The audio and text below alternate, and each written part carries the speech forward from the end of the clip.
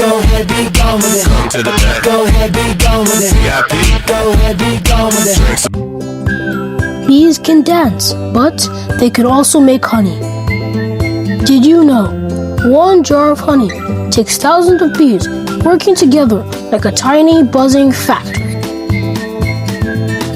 Worker bees collect sugary nectar from flowers using a long straw-like tongue called a proboscis. They store the nectar in a special honey stomach, not for eating, but for carrying it back to the hive. Back at the hive, they pass the nectar mouth to mouth to other bees who add enzymes. This breaks it down and makes it thicker, kind of like magic teamwork.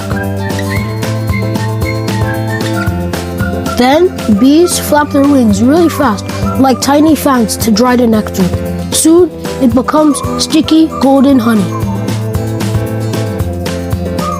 Finally, they store the honey in hexagon-shaped wax cells and seal them with wax caps. It's the bee's pantry.